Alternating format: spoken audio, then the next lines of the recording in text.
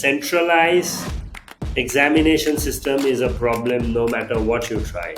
Our kids are not job ready, which is why there are these droves of kids being, pushed towards medicine or engineering. She's no longer Speaker, but Speaker Pelosi has been.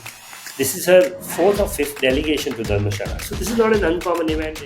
So I did initially think that the BJP government is going to be more tactful in dealing with China. I was a bit amused, although I don't think it happened directly as an outcome of the election, but we kind of pivoted from being Vishwa Guru to being Vishwa Bandhu.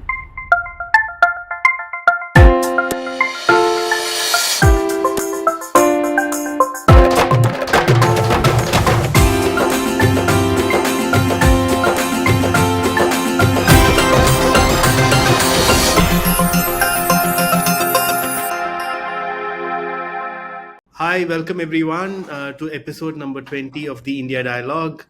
For a change, I'm doing the introduction today. So let me start with introducing Mitali Mukherjee, who's a former business journalist, a face that many of us recognize watching on Indian media, and who's recently been working with the Reuters Institute in Oxford. So lovely to see you again, Mitali. And we have Ruchir, who is an entrepreneur and somebody who's taken a knack of starting new projects every few years. He started the Australia-India Youth Dialogue, where Mitali, Ruchir, and I first met about 5, 6, 7 years ago. Ruchir and I 10 years ago. And he now leads distributed energy and is often traveling between Africa, India, Europe, America, amongst other places. So good to see you both. I want to start with a question to you, Ruchir, and then to Mitali on. We are now in episode 20. We initially sort of thought amongst ourselves that we will do this podcast till the election season and then take a call. Now, election season is well and truly over. The Modi 3.0 government has hit its stride. So, that being the case, how do you feel we've done on the podcast and the issues we've covered? Do you have any thoughts looking back on this, Ruchir? Thanks, Manu. Just go back to thinking about this a little bit. The intention was to create a safe space for a conversation around India current affairs. I had stopped turning on the TV news because it's just so abrasive. It's really like it's very difficult to follow people shouting. The agenda is being pushed. So I wanted to create a space where we can just have a conversation. The other thing is I am a podcast listener. I listen to a lot of American content, but I wanted to listen to Indian content. And because there wasn't, or I still haven't come across good Indian content, I thought, why not us create one? And I, of course, approached the both of you and Guru at the time with the idea that, it'd be a great opportunity to create a space like this. Obviously, it's been a little difficult to get someone from the BJP to come back consistently given the rules they have in terms of spokespeople.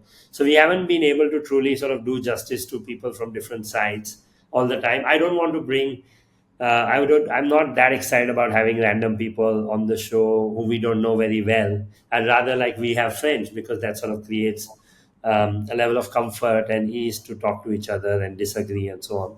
So we haven't been able to convince many of our friends from BJP because of their media rules to keep coming back. So I wish we could do more of that, but otherwise it's been a really interesting journey. I mean, on a lighter note, I got recognized for the first time due to the podcast yesterday. So clearly, there are some people listening to this. I believe we now have crossed over 15,000 subscribers on YouTube. We have two and a half something or over 2,000 listeners on Twitter, a few hundred on Spotify and Apple. So we do now have an audience, and that's wonderful. We do get some emails. I'm always grateful for that. Lots of WhatsApp messages too. Thank you.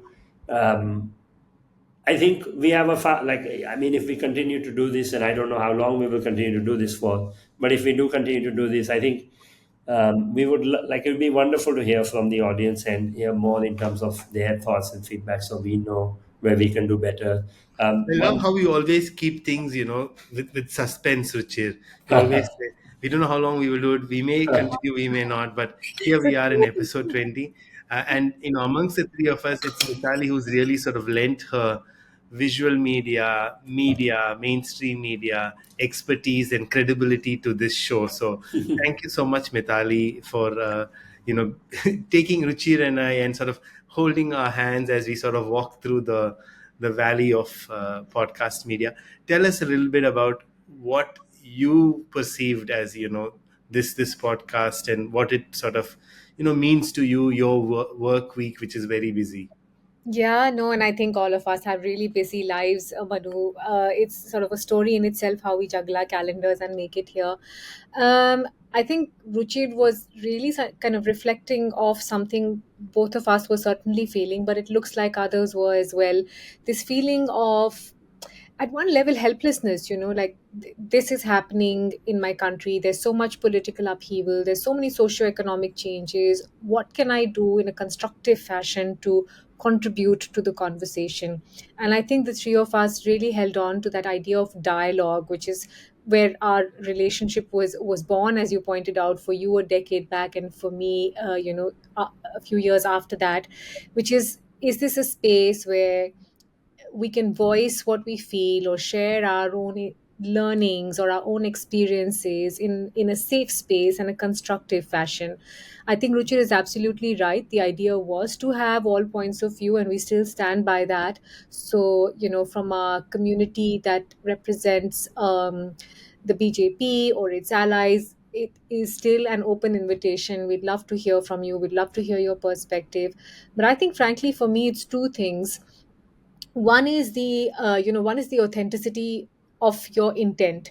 And what I really liked was that when we started this, immediately people who reached out had exactly that to say, which is that I really love it for the reason that I get to hear more about a particular topic, and I get to hear it in a coherent, cogent, meaningful fashion. It's not sort of a slanging match where we're trying to outdo each other. It is a conversation with often different points of view. That's one part of it. And the other is my own personal learning. I don't know as much about law as you do, Manu. I don't know as much about the entrepreneurial side of it, or the ability to look at both sides of a story as Ruchir does. So I think for me it's been tremendous learning. I don't think I've held your hand at all. I think we've all sort of walked together through this up and down to get to this 20 episode point. So yeah, I don't know either for the three of us how where this goes for us. But I think two things: learning and a safe space to talk about things that matter to the three of us, and it looks like to other people as well. And I think there's been, I mean, I've personally Yeah. received a few messages and, WhatsApps from friends who live overseas who've sort of watched and followed, especially the last couple of episodes where we've tried to unpack the election results as they were happening and are trying to understand what the new government looks like and how different it will be. And I think maybe quickly, I also want to acknowledge that there are people behind the scenes. Ruchir's team of people who are sort of helping us with the production and getting the final output into YouTube and Spotify and Apple Podcasts. So thank you for to all of them as well. It usually doesn't happen without people behind the scenes, but we rarely acknowledge their role as well. So great. I think on that note, thank you both for sharing those thoughts. I don't think I can articulate those thoughts any better.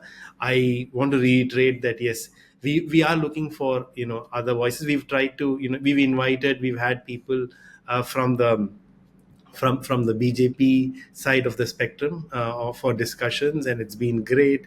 And if there's we're going to try and do that as we march ahead. But I think the key is that we create enough space to discuss various issues frankly and explore issues in a deeper manner rather than just do like a shallow lip service kind of a discussion. So I think the idea is we want to get into two issues in a week, which will be deep, as Yep. opposed to dealing with four issues in a half an hour show that people usually see or happen to nowadays see in most of the mainstream media. So That's great. So let me throw this now to Mitali to take Me? us through to Yes. the first deep issue for this week.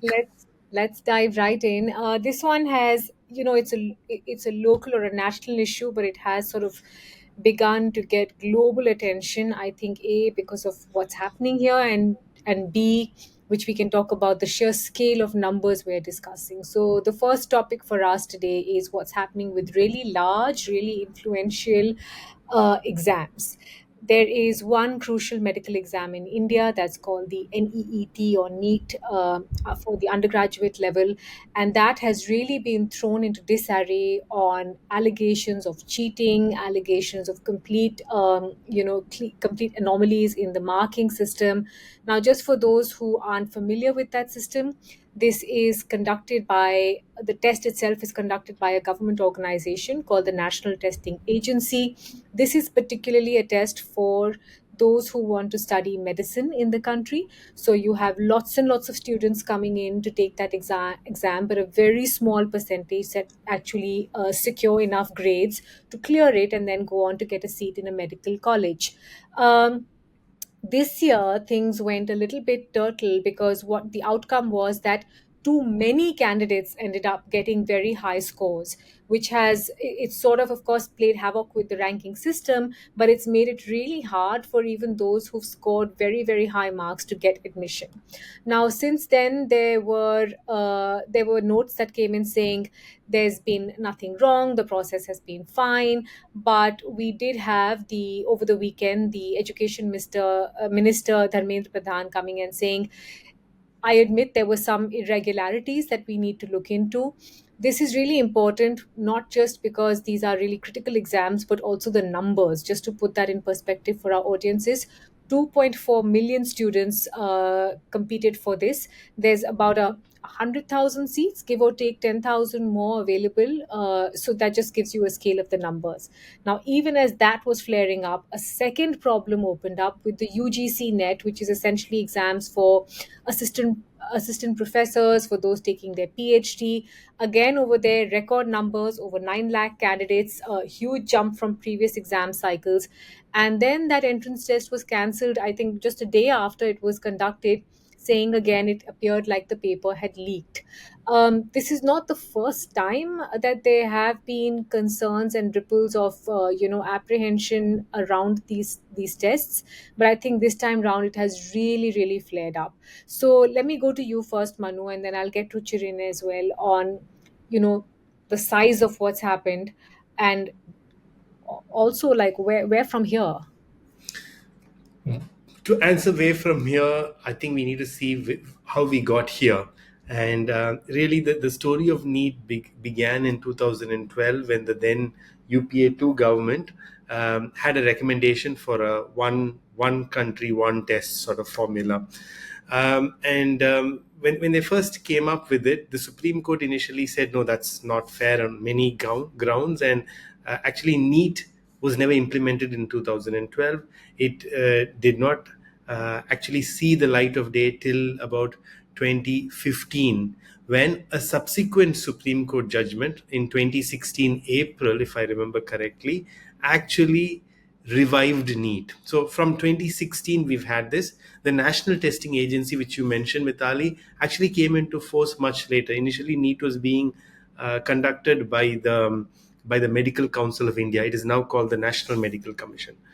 Now, the first, and this problem has been sort of a core political issue in Tamil Nadu, is that the first problem that we found with NEET is that it was a common exam based on the Central Board of Secondary Education syllabus. Now, if people know Indian education system, at least in every state, school education is run differently by that state government. Every state government has its own state government syllabus. Okay, in Tamil Nadu, there's about 3 different syllabus. So, state government, something called the matriculation syllabus, and an Anglo-Indian syllabus. Now, this is apart from the 2 other so-called, international, like the International Baccalaureate syllabus and the Indian National, the IGCSE syllabus. And then there's the 6th syllabus called the CBSE syllabus. So the proportion of CBSE syllabus schools are actually quite less compared to the other five or so syllabus. So the problem we initially flagged with NEET is you're using the CBSE syllabus, so obviously it's advantage to students who've been trained in that syllabus for 12 years, whereas everybody else will have to sort of learn that in a very short period of time. Now, the second problem that we found was that um, NEET exams like NEET, we found exams by which do not rely on the school leaving marks, right? Which are an additional test after your school leaving examinations. They put a lot of onus or importance on coaching centers. So people, they finish their school and then they go to a coaching center to prepare for an exam like NEET, because NEET is a exam where you do like a multiple choice exam, whereas in your school leaving exams they're not multiple choice. So just that whole training methodology is different. So what that means is either students who can afford going to a coaching center, and coaching centers have now become quite exorbitant, or students who have access to a coaching center, at least they live somewhere close to coaching center, they seem to be again uniquely advantaged and unfairly advantaged by the system. So these were the old NEET related issues, fundamental issues, which states like Tamil Nadu have actually spoken out and voiced their concern about. So much so that Tamil Nadu government has even passed an act saying we will not follow NEET, and that is now pending with the president, because that act is repugnant to this union government's legislation which says NEET applies to everyone. Now the strange thing about NEET is also this, right? So you have something, you can say there's a common law admission test which is there for law students, but the common law admission test is only for universities run by the union government, called the national universities. So the national law schools, the of Delhi, of Gujarat, and so on, or the national law school in Kolkata, Bangalore, etc. But NEET is for all colleges. So either colleges run by the union, colleges run by the state, and private colleges. So that's the big difference, and that's why it's all the more impactful. Now, the present issue is even more, I think, scary, because it has revealed procedural irregularities. Now, of course, a lot of the students, as Mitali, you said, there's 2.4 million people who've taken the exam this year. They went into it thinking it's a fair system, it's a level playing field, and so on. But there's been an abnormal number of people who scored the perfect mark. Apparently, last year the marks is 720 marks is the perfect mark. Last year there were two or three people who had scored 720. This year there were 67, right? So suddenly it seemed like a lot more people were getting better marks. Now that's entirely possible if the exam has become easier or simpler. But there was also another big anomaly. Some students were given what they called grace marks, so compensatory marks for having lost some time in doing this exam. Now the problem is that there was no formula, or there was no sort of procedure that NEET had, or National Testing Agency had announced prior to holding the exam, that there will be grace marks or compensatory marks given if you were to lose time. This was done after the issue had happened, and apparently after some students had protested and petitioned the National Testing Agency. So this has now come to the attention of the Supreme Court. There were cases which were heard last week and some this week. Now, what the Supreme Court has endorsed, and I say endorsed because this was suggested by the National Testing Agency, is that about 1,500 students who were given grace marks, the National Testing Agency themselves have agreed that that was wrong, and they have cancelled or withdrawn their scores, and they are now going to hold a retest for these 1,500 students later this month, and then get them to join the regular NEET counseling, which will be early next month. The problem here is that, so again, this is something that has never been done before, giving these sort of compensatory marks, and that is why a lot of people are up in arms. And of course, a retest would mean, these 1,500 students may get extra time to prepare, different conditions, different question paper, and so on and so forth. Another larger and very, very strange and worrying issue is the leaking of these question papers. As you said, Mitali, the NET exam was cancelled. The NET exam is also conducted by the National Testing Agency, and there are about nine lakh people, so about close to a million people, students who were waiting to take that exam. That was cancelled after they found the actual question papers leaked on the dark web, right, on the dark net. So that once the government found that out, they've cancelled it. But for the NEET exam, they actually started finding people physically who had leaked the papers, which 100% matched the question papers that were used in the exam. But the exam has not been cancelled, but except for this minor retesting issue. So it has started off, I think, on a note where there are fundamental problems of equality, of level playing field, where students who learn in a CBSE syllabus have an unfair head start. Now to deep procedural irregularities, questioning the very fairness of the exam itself. So that has been a real cause of concern. We've seen opposition leaders, including Rahul Gandhi, already have indicated that this is an issue that will be raised. The parliament session starts on the 24th or 25th, I think, of June, and is expected to go for about 10 days. It's supposed to be a light parliament session. Usually it's just, people getting sworn in. They will elect the speaker. That's a huge issue. And then a leader of opposition. But you can expect some fireworks around NEET, because there will be sort of a president address or a formal ceremonial address and a motion of thanks. So I think this is something that may develop over the next week or so. But Richard, did you find this a big issue, especially in Gujarat this year? Because I think there has been a lot of I think indication that Godhra and a couple of other places, there were paper leaks, right? And of course, that would I think cause a lot of discontentment among students as well. It takes me back to school. I mean, I remember, 10th grade and 12th grade, there were rumors of these papers leaking, and then you had the choice to take them or not. Thankfully, I was a good student. Not that now, looking back at it, it didn't matter. But the point I want to make is the amount of pressure these kids are under. I mean, just every year, our system is designed to make 10 graders, 12 graders, NEET exams, JE exams, GMAT, all of these centralized exam people, like it increases so much stress. And then the parents, I mean, obviously, they're really invested and deeply motivated to make this work. I think I have a personal look. I just on this specific issue. And not to government's defend, I think the centralized examination system is a problem no matter what you try.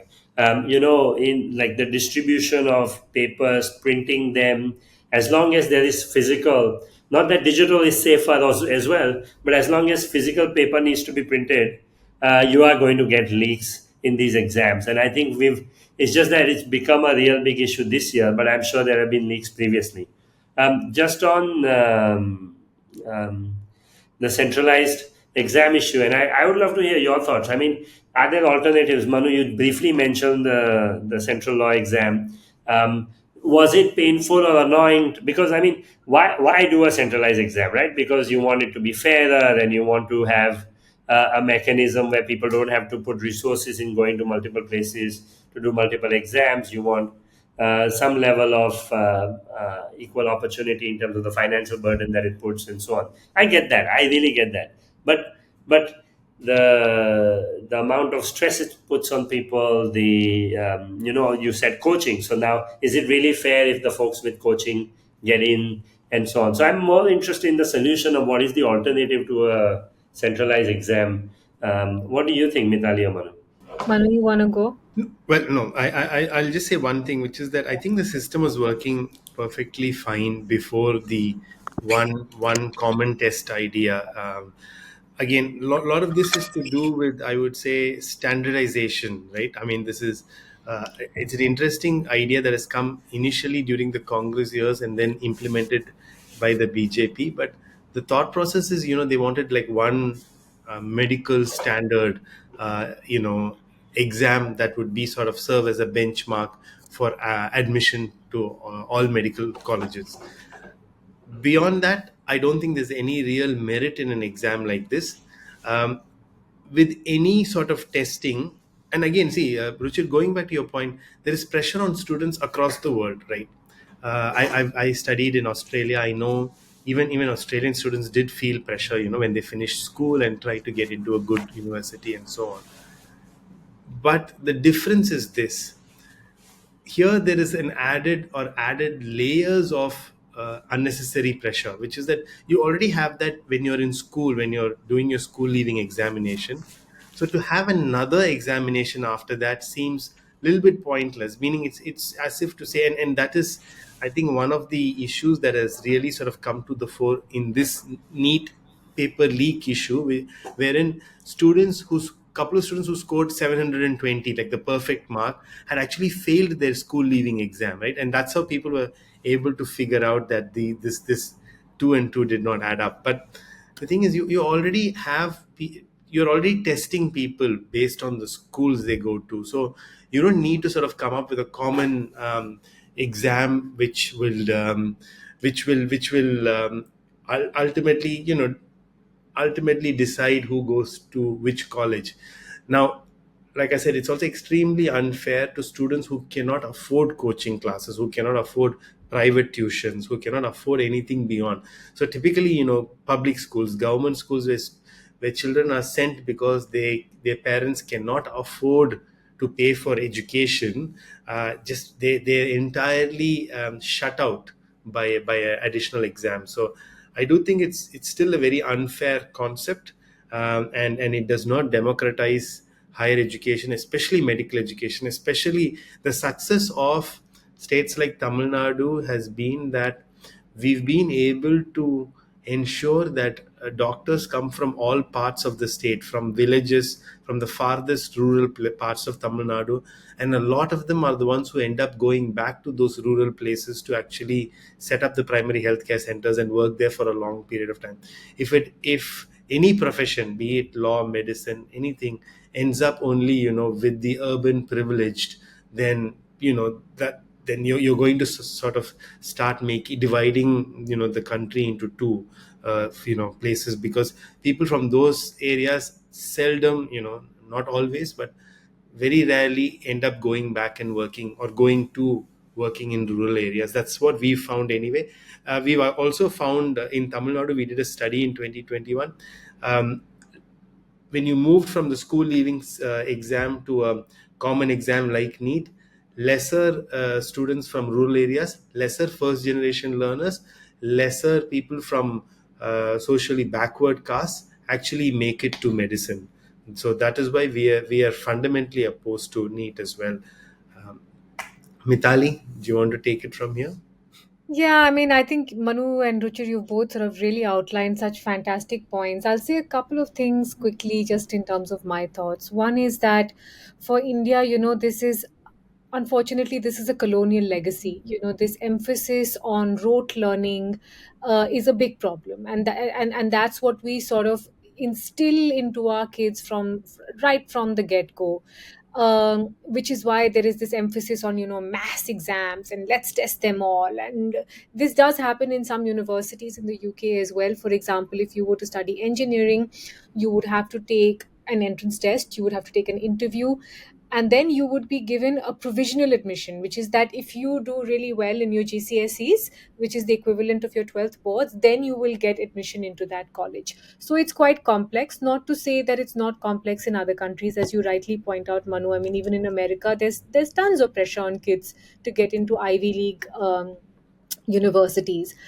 I think a couple of things. One, what is the damage here? One is the point about this inequity of it, but the other is the really stark numbers.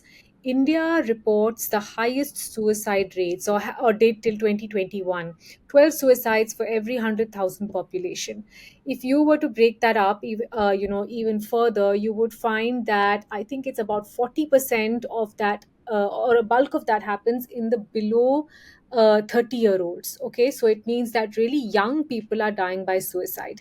In terms of the most commonly reported risk factors, mental health is, of course, a huge part, nearly half of it. Academic stress is 23%. I mean, there are real costs over here to what you are putting these kids through. And the third point I just want to make quickly is, and we've talked about this before, our kids are not job ready. Our kids are not job ready. They finish up graduation and post graduation, and they are not skilled enough to be employed, which is why there are these droves of kids being pushed towards medicine or engineering, with the hope that this IIT will save them, or this medical college will save not just them but the whole family. So that's the other thing. We are just not equipped to think laterally about what we can do to skill our younger generation. And the fourth one, part of quality of life is predictability. It's knowing that I'm going to step out and I'm going to take a bus, and the bus will be there at whatever 7:05 and take me to where I need to go. And that's what predictability in such high stakes testing should also provide. I'm studying really hard, I'm putting in my best, and I'm going to take this test. I need to know that processes are above board. I need to know that my effort will have consequence whether I make the cut or not, because the sheer numbers that we're dealing with are so large. But when there is no predictability, it's a mug's game, really. So I think it's really shameful. I also want to quickly throw shade at the PM Economic Advisory Council. Here you are. Does this look like a big enough problem? It only deals with all of India's young, on the one hand academics, on the other hand medicine. How about let's have a white paper on this one. Let's solve it. Go for it. I mean, you can do it. Clearly, in the middle of the polls, you had enough time to present a paper on what's happening with different religious groups and their growth. So solve it, do it, and share it. I'm, you love the economic advice. I can't believe that. I really do. I would really I, like to know what they think their job here is, because their job here, as I understand it, is to be advising the government on really critical issues. Now, point me to a more critical issue than this one. I'm all ears. No, I think that's fair. But and that's the maybe hopefully I'm making the last point before we wrap up, because this thing we can keep going. The problem is I don't think people are taking a step back to think about education holistically, right? Like I think education is one of those things where it is ingrained in our culture and everybody follows the steps without questioning whether we need a rethink. Right. So, for example, there's this thing called continuous and comprehensive evaluation in Finland. It's like just I was looking for alternate models on this, and there the focus is on overall development, multiple forms of assessment, individualized learning paths. Like there's a lot of these things they do before they think about okay, and it's not even saying to the kid you qualify. It's like saying would you consider this, and this field based on the path you have taken to this point. And the thing is, I know, industrial revolution thinking makes you think, but how can you do it en masse? Well, in 2024, we have the internet, we have programming, we have technology. Like you can actually enable education en masse, which is still individualized in a meaningful way. And I think we don't take a step back to rethink how we should get kids on a path, rural or urban, cross that divide. I mean, how incredible would it be if the RBI's dividend payment landed in a free tablet for every single child, and we had local context apps which taught you in Tamil and in Gujarati and in Marathi and so on, in terms of education. The thing is, we are not investing in that. We are not thinking about that. We do fight about what's in the textbooks. We have these paper leaks, but we are not rethinking education from a base level. So I feel like that really requires a complete reimagination. EAC, Minister for Education, there are so many people who can actually do a whole generation an incredible amount of service. But I think, Ruchir, you're making such an important point. It's so incredibly important to do that. And I just feel like, part of this and the first step in so much of this, not just education, but health, and, that's my final point, is acceptance. I did a lot of research around the post COVID time. I was looking at education quite carefully, and the great Professor Jean Drez, who I'm a huge fan of, uh, who's worked in Jharkhand for decades now with children, they conducted like just basic surveys around Jharkhand of what the impact of COVID was on children and their learning. I mean, children in class 4 were unable to read two syllables together, local language. I'm not talking about English. They were unable to string two syllables together to express what that sound was. Now, because of the changes that were made during COVID, these kids were bumped up a grade because, the policy was nobody will be held back. But then they went into grade 6 being unable to read, being unable to write, and probably being unable to do even basic math. Just like we need a census, we need to accept the fact that something is sorely broken, as you say, it really needs to be built from ground up. I mean, NET is like the peak of it, but what's happening below when these kids enter the education system is just it's heartbreaking, honestly. Absolutely, and maybe that is something that we can come back to sometime soon, to look at this interesting research that was done on COVID recovery, in terms of education, because a lot of students were uh, schooled by us, and we're doing classes on virtual, and so on and so forth. So something I think maybe should be in the government's 100-day agenda. We'll maybe keep a close watch on Parliament and government sort of announcements around that. But I want to quickly move to another topic, which I think again has dominated headlines over the last couple of weeks. I was a little surprised. June 4th election results.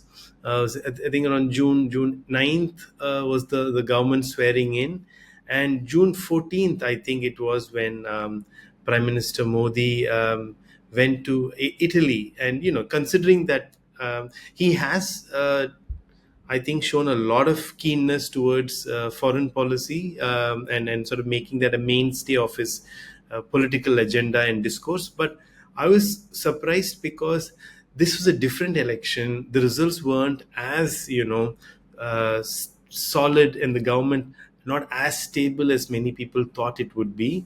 But to see Mr. Modi at the G7 summit in Italy, and of course, let's not forget that for the swearing in of Mr. Modi and his cabinet, there were leaders from the Indian neighborhood. So Mauritius, Maldives, Sri Lanka, Bhutan, Nepal, and Seychelles. So, sort of, and that's been again, that was the continuity of the neighborhood first policy. But seeing Mr. Modi at G7, and particularly interesting because the government was very tight-lipped about their Indian government was tight-lipped about their participation at the Switzerland Peace Summit, and many of us only came to know about this, that the government was sending a delegation when the Ukrainian president sort of sent or not sent put up a social media post, thanking the Indian government from doing that. So that sort of shifted people's attention to the Switzerland Peace Summit.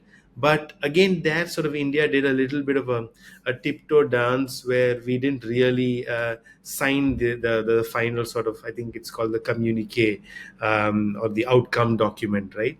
And we sort of did arm's length from that.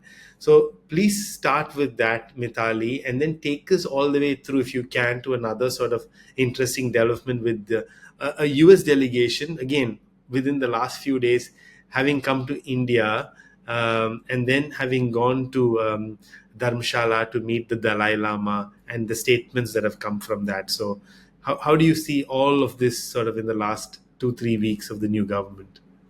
Yeah, so much has happened on foreign policy, Manu. It feels like, and we were discussing this, going into the elections, that for the first time in many, many years, foreign policy is top of agenda.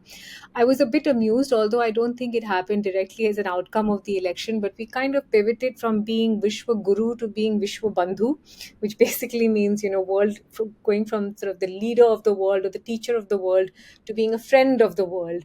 So I wonder if that was couching expectations and reality a little bit. On G7, the thing is, it's a little bit like I'm trying to think of a diplomatic term and it's not coming to my mind, but it's a little bit like a losers club. Because here you have a gathering of US President Joe Biden, who is struggling in swing states as we speak, and people are talking about the probable potential of a Trump 2.0. I hope it doesn't happen and it changes closer to date. You have Justin Trudeau, quite unpopular right now in his country. You have Rishi Sunak, where the Tories will not just get annihilated. I think Sunak seems set to lose his own seat. Forget about anything else. You have President Macron in France, who is calling for snap elections and frequently being called a poker player for doing that. And then you have Germany's Olaf Scholz, also unpopular.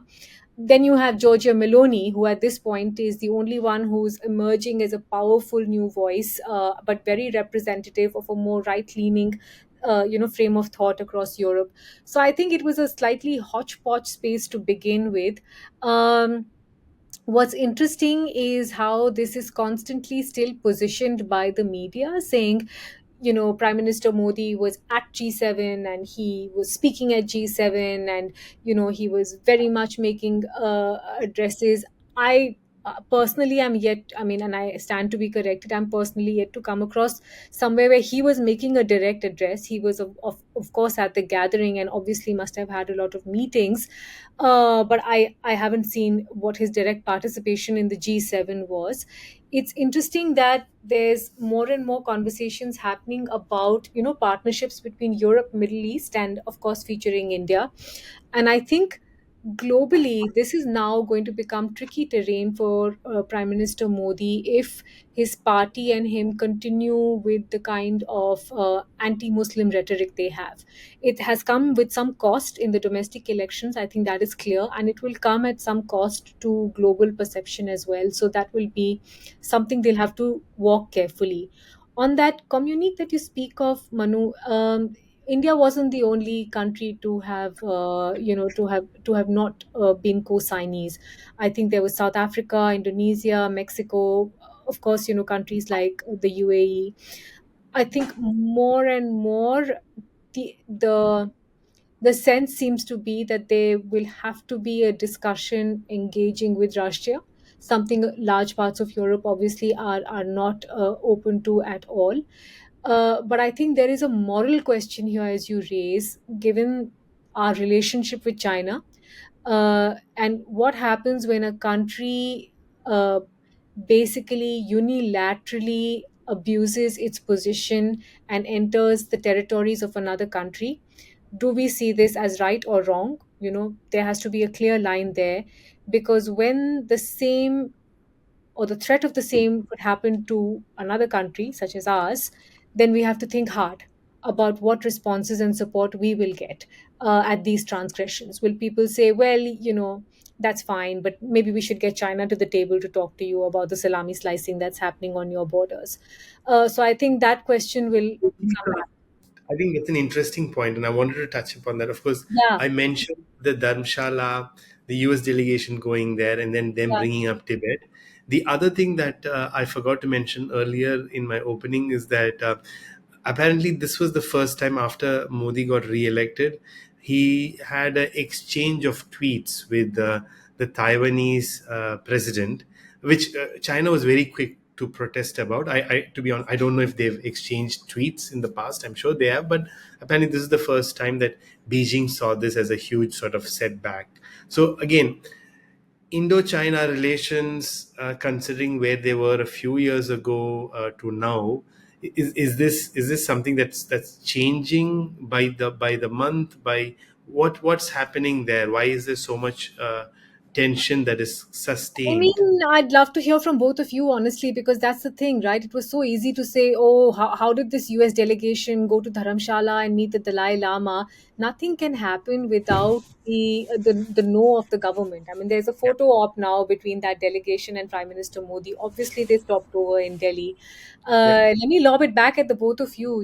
Manu, maybe start with you and then Ruchir, because you've been tracking foreign policy in a lot of our conversations.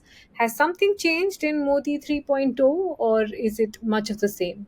So my first reaction or my first thought was that the Taiwanese president's message and uh, the acknowledgement of that message by Prime Minister Modi, which led to China sort of being very upset with India, probably led India to sort of, ensure that this US delegation, I think it is a slow escalation of tension here. I found it surprising only because uh, within days of assuming office again, the India's External Affairs Minister Jaishankar, I think it was on June 13th or 14th, he actually gave a statement saying that India would focus on finding solutions. I think this was soon also reflected in a US government statement where they too said, India and China should find common space and reduce tension. So these border tensions have been ongoing for a while. So I did initially think that the BJP government is going to be more tactful in dealing with China, and if you noticed last week, China is trying to reach out to Australia as well and patch up some of the earlier damage done in the last 10 or so years. So I thought there was a time that things will start repairing, but maybe not. I think it's very hard to tell, but my concern is this sort of lack of clarity. I don't know. There is no clarity from, I mean, like I said, the external affairs minister says something on June 13th, and 10 days later, or less than 10 days later, you have India sort of enabling a visit to Dalai Lama, which has led the US delegation to start talking about Tibet, which will anger China. Is this being done on purpose? To what extent, and what is the sort of the end game? It's not clear to me. But then maybe Ruchir has a better idea. Ruchir, how You are you? know, I mean, like, let's take a moment and ask ourselves, which countries does China have an extremely strong relationship with?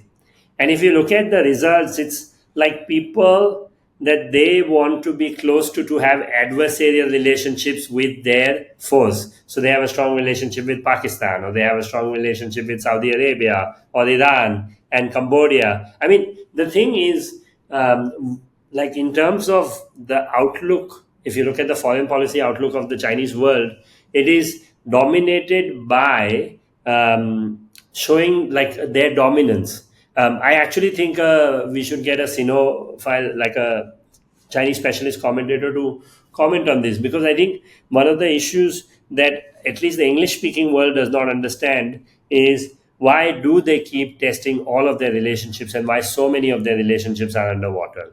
And I think we tread an extremely careful line for a very, very, very long time. So why did the Chinese decide to push our boundaries when we were being so careful? And that, like, it just blows my brain. On the Russia thing, and I want to, this is a very interesting relationship, because from every foreign policy expert I've listened to, there is a real deep sense of camaraderie in the Delhi cadre of foreign policy with the Russians, and that's primarily like deeply historic in terms of the Russians being there when the Americans weren't, or when the Western Bloc. They would often. I mean, there's a famous story of Indira Gandhi being called swear words by the U.S. president during the Bangladesh war, and so on. The Indians know that when the Russian friendship means something, as in the commitments you can rely on. And so I think I understand that we're not a fan of the way the war has played out. That makes sense. But I also understand, like, India staying quiet on their stance with Ukraine. I think this Dharmashala trip turns out, apparently, now she's no longer speaker, but Speaker Pelosi has been.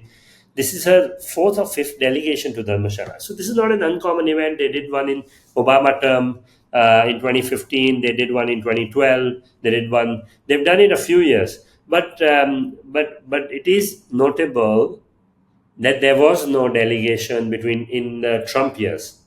And why I call that out also is, interestingly, whatever our views of Trump was, let's stay at home and not get involved in the drama abroad. And I think, like with at least the Democrats in the recent history, the approach they've taken is let's actually get involved in all these different affairs elsewhere. And I raise that to make my central point, which is I think certain parts of the US infrastructure sees all of this as a competition, either for defense or for foreign affairs. So either like we need to have the top military, we need to have the most influence, we need to have a dominant US dollar.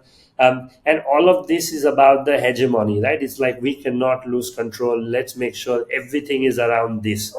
And if you look at, I mean, which I know you said it lightly, Mitali, but like we have historically been friendly, we've been welcoming. I mean, the Dalai Lama lives like we are the only country in the world where the Jews were never persecuted. Like we've always had extremely friendly and welcoming attitude to the world. Whereas I find that the Western world, at least the neo Western world, has been extremely about like drawing borders, saying you are either with us or against us. So I think in this new formation, I actually don't mind some of the positions we're taking.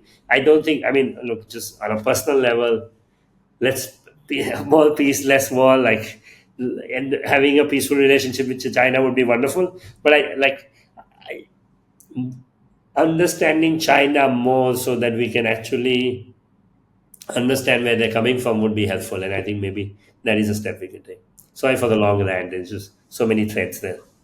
But I think your point about, I think, getting a China expert, in the days to come is well made. As perhaps, maybe go back and do another episode on foreign policy itself. We had Smita and a couple of others, Rishi, sort of taking us through it on the last time when we discussed Pakistan and a couple of other places. So thank you, Mitali and Ruchir. I think that sort of takes us nicely, if I may, to have you heard. So do you want to go first this time, Mitali? No, I don't, because I don't have a have you heard. So first I'll hear what you both have to say and then I'll say something. So Okay, should you start, then Manu, and then me? I sounds good. have two. One is depressing, so I will go to the interesting one after the depressing one. I like. There are reports that the Greek Coast Guard has been throwing migrants overboard when they land. Like, is it getting a lot of coverage in Europe? Because I haven't seen much coverage. Like, I've read it in the subtext, and I was like, that is so depressing. I mean, and then the lighter and the non-related piece is. So I don't know if you were following a lot of the drama around OpenAI, which is the inventor of ChatGPT. But there was, the CEO was fired earlier, Sam Altman. Then within a weekend, he was put back, initially rehired by Microsoft and then brought back in.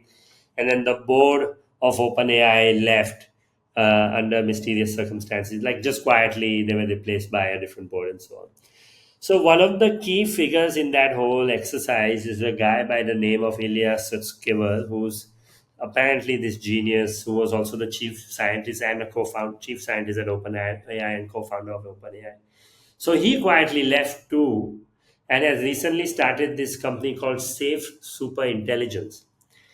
And I highlight this because there is still a continued obsession around what artificial general intelligence means, as in what is there is this community of folks in Silicon Valley who are obsessed with the idea of building a safe artificial general intelligence, one that actually understands everything independent of the context and can react and give you decisions. I mean, the esoteric way of talking about it is this is the first time any material has gained intelligence. So it's an interesting story. I thought that the person who left OpenAI was built with the mission of building the safe artificial general. They left that company and started another company called Safe Super Intelligence. That was my heavy. Lovely. So interesting. Mitali, I'm going to go now. So here, take another 3 minutes. I'm going to tell you guys about two movies which I watched last week and a half. First one is Anatomy of a Fall, which I'm sure a lot of people have watched. It won an Oscar for maybe best screenplay, I think. Really interesting, sort of half courtroom drama, half tensions within a family, a father, mother, and a son. If you haven't watched it, it's on OTT. Really well shot. Learned a lot about the French court system and how they do their trials in their country. But it's not just about the courtroom. It's really an excellent sort of look at what happens within a family when there's trouble, when things are not going well within the family. I won't say anything more because I do want to keep it open for people to sort of undergo the interesting experience that I did while watching it. In stark contrast, I watched a Malayalam movie, and I've been sort of a big promoter of Malayalam movies, at least on this podcast. This one is called Avesham. It's also available on OTT. But sometimes you're watching a movie, not to sort of be reminded of all the sort of the difficulties in life, but just to sort of feel light and sort of float away, right? And when you're watching, and there's few times, I think, in my movie watching life, I've said, this is cinema, this is how it should be. This is fun, this is exciting, this is cool. And you feel happy having watched something, as opposed to sort of introspective. And this was one of those movies. Again, it's by an actor. The person who plays the main lead is a Malayalam actor called Fahad Fasil. So those of you who've watched his movies, amazing. Probably, I mean, a lot of people now believe he's one of the best in India, anytime. And this comes from a movie industry which has had excellent actors like Mohan Lal and Mammootty. So uh, Avesham is that movie. And like I said, if you want something fun, go for Avesham. If you want something to think about and reflect, watch Anatomy of a Fall. This is perfect, Manu, because we're recording on a Friday evening, and that's exactly what I'm going to do this evening. Send my children to different parts of the house and sit down and watch something nice. Okay, I have two. One is cheeky and one is not so happy. So one is for Ruchir, who is an AI lover, which is that I was reading this article, Ruchir, that basically tracks stock market performance, where and this is on the S&P in the US. So about 60% of stocks on the S&P 500 have risen this year, but more than half the stocks on what is called an AI winners basket that some of these brokerages put together have declined. And now, more and more, especially from a stock market perspective, people are beginning to say, hey, this looks really familiar, looks like a bubble. Maybe it's time to start talking valuations. I'm really glad that on one hand, along with all these big moves happening with the companies, there is a more balanced discussion happening about the money angle of it. And if you enjoy AI, I would recommend that you read a bit more about what's happening on the valuation side, because it's really beginning to talk about what is the fundamental value of this business here. That's one. And the other one is that I've been thinking a lot about heat. It's something that India is really struggling with. Honestly, it really makes me scared to see what's happening. But I came across this really worrying article on Bloomberg about how the heat disproportionately affects the elderly. And some of the things I read there, I didn't know. Things like when the those who are older or senior citizens are out in the sun, it takes them longer to understand the intensity of the heat, and because of that they are often exposed to heat for longer. They're out there, and before they realize that the heat is affecting them, it could be quite late. It makes them more confused. It makes them more, sort of, they lose their coordinates. So it's just a message to people who are watching and may have family, that parents, uncles, aunts, grandparents. Just watch out for them, check in on them, encourage them to stay home.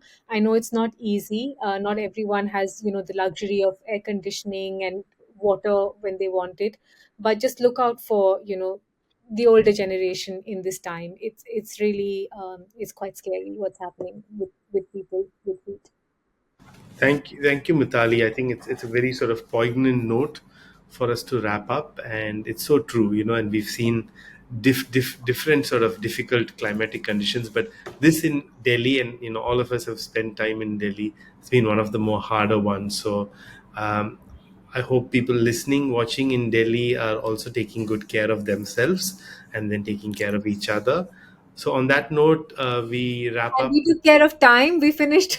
We were good with time today, I think. We are good with time today. So, Yeah. people who've stayed this long and watched till the end of the podcast, thank you. Ruchir tells us that's a significant number of you, but just letting you know that you've done well to hear us out for 50 odd minutes. And again, those of you who are listening to us for the first time or not, you can find the podcast on Twitter, now known as X, on TID underscore podcast. That is the India Dialogue. So TID underscore podcast. And Mitali, you can find her at Mitali Live on Twitter. Not that she needs any more followers, she's already saturated, but you should still spread the word. And Ruchir at Ruchir underscore P, and me, Manuraj 1983. Thank you all for listening in on our podcast. We try to cover issues around economics, politics, foreign policy, social, and current affairs. And I hope you enjoyed the 20th episode. So thank you and see you all soon.